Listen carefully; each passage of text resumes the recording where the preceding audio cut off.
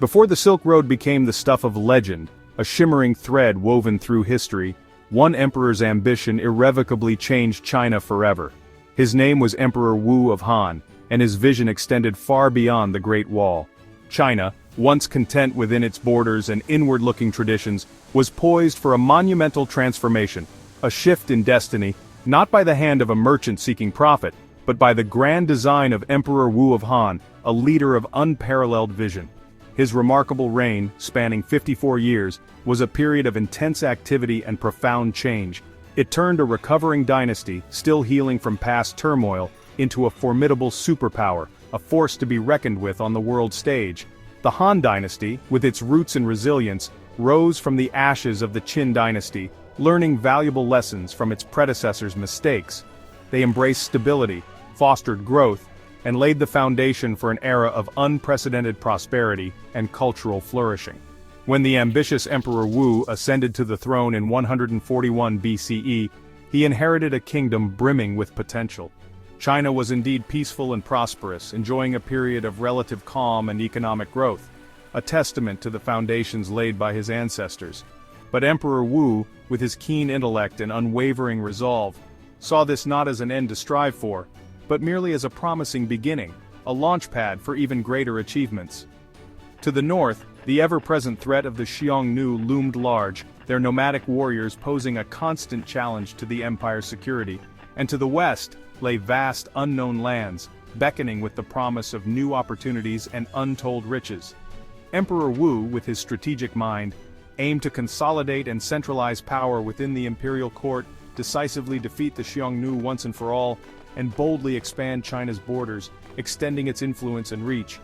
He envisioned an empire so strong, so enduring, that it would stand the test of time and last for 1,000 years, shaping the course of history. This ambitious vision required dismantling the entrenched power of the feudal lords, who often challenged imperial authority, putting an end to the policy of appeasement towards the Xiongnu, and aggressively pushing outward, expanding China's sphere of influence. His vision was nothing short of revolutionary, a complete transformation of China's role in the world, a China that would not only be a major power, but would actively shape the destiny of the world, leaving an indelible mark on civilization. The stage was meticulously set for a new era, an era of unprecedented change and opportunity, an era defined by war, strategic diplomacy, and a bold, unwavering pursuit of global ambition, forever altering the course of Chinese history.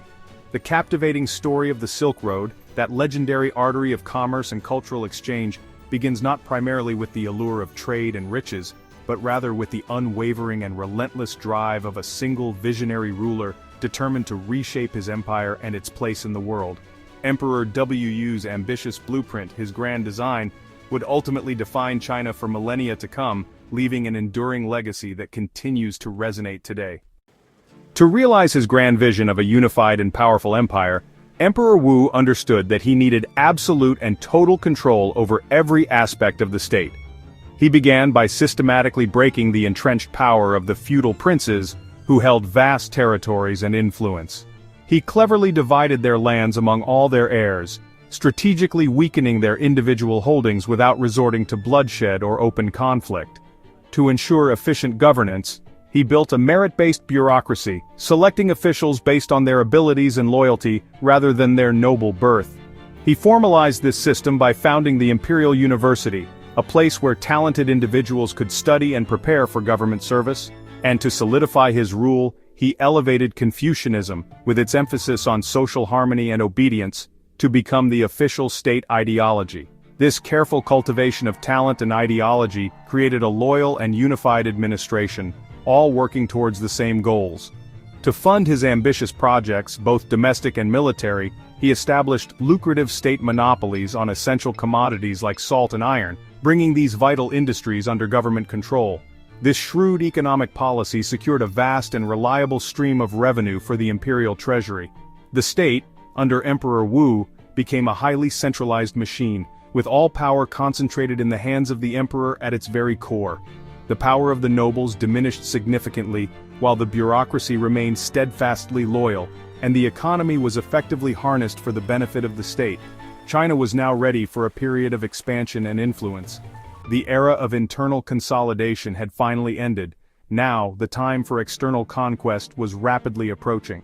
The Han state, stronger and more unified than ever before, was fully prepared to face its greatest and most persistent threat from the north. Emperor Wu, through his reforms and policies, had meticulously forged the sword of a powerful empire, and now he was fully prepared to wield it with decisive force. The nomadic tribes to the north would soon feel the sharp edge of his ambition and the might of the Han war machine. For years, China appeased the Xiongnu with gifts and marriages, but raids continued. Emperor Wu rejected appeasement, launching massive campaigns deep into the steppe. Generals Wei Qing and Qubing, masters of cavalry warfare, led daring expeditions that shattered Xiongnu power. Their victories drove the Xiongnu far north, securing China's borders at great cost. The Han nearly bankrupted itself, but the Xiongnu Confederation fractured. The northern provinces finally found peace. Yet the true prize was not just security, it was a gateway to the west. The conquest of a vital corridor would change history. The Silk Road's path was about to open. The Hexi Corridor, a narrow, oasis-rich strip, was the key to China's future. Once controlled by the Xiongnu, it was the only land route to Central Asia. Qubing's swift campaigns seized the corridor, cutting off the Xiongnu and opening the west. Emperor Wu fortified the region, founding commanderies and settling soldiers and farmers. A new wall protected the frontier. Dunhuang became the last outpost before the desert. The Hexi Corridor secured China, isolated its enemies, and created a bridge to new worlds. All future contact with Central Asia would pass through this gateway. The military had cleared the path. Now, diplomats and merchants would follow. The Silk Road's foundation was laid. Even as he fought relentlessly to defend his empire, Emperor Wu, a leader of vision and ambition, looked westward, seeking potential allies in distant lands. To achieve this ambitious goal, he entrusted the skilled diplomat Zhang Qian with a crucial mission: to find the Yuezhi people. The aim was to forge a powerful alliance, uniting against the common enemy, the formidable Xiongnu nomads who threatened the Han Dynasty's borders. But the journey was fraught with peril. Captured and held for years, Zhang Qian faced immense hardship and adversity. Yet, his determination remained unbroken. Zhang Qian eventually escaped his captors, driven by his loyalty to the emperor and his mission. He pressed onward, braving treacherous terrains and unknown dangers, until he finally reached the heart of Central Asia. Despite Zhang Qian's efforts, the Yuezhi ultimately declined to join the proposed military alliance. However, Zhang Qian's journey was far from a failure. He returned to China with something far greater than an alliance: invaluable knowledge of the world beyond its borders. He brought tales of powerful, wealthy kingdoms, thriving with culture and resources, ripe for connection. He spoke of superior breeds of horses, prized for their strength and speed, essential for both warfare and trade. And he unveiled the existence of vast, interconnected trade routes, pathways to untold riches and cultural exchange. Emperor Wu was electrified by this newfound knowledge, his imagination ignited by the possibilities. China was not alone in the world, but rather a part of a larger, interconnected global tapestry. Inspired by Zhang Qian's discoveries, he dispatched more diplomatic missions, venturing further into the unknown. These missions were tasked with opening diplomatic and commercial ties, forging relationships that would reshape the world. The Hexi Corridor, a strategic passage through the mountains, became a vital conduit for the flow of goods, connecting east and west. It facilitated the exchange of ideas, technologies, and cultures, fostering a new era of global interaction. Silk, once merely a luxurious bribe offered to appease nomadic tribes, soon became the most sought-after commodity, the very currency that fueled a burgeoning global network of trade and exchange.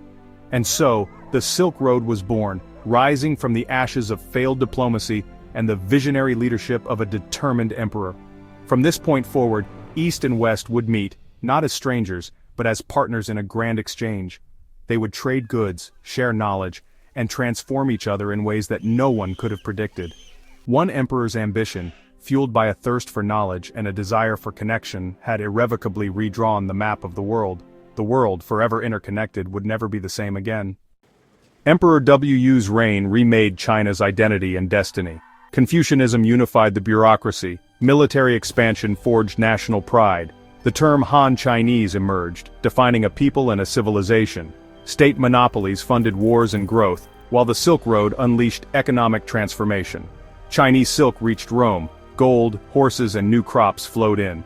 Emperor Wu's legacy rivals Augustus of Rome, both built empires that shaped history.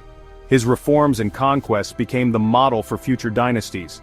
Though his rule brought hardship, his achievements endure. He turned China outward, creating a superpower whose influence spanned continents. Emperor Wu's vision, realized through war and trade, set China's course for 2,000 years.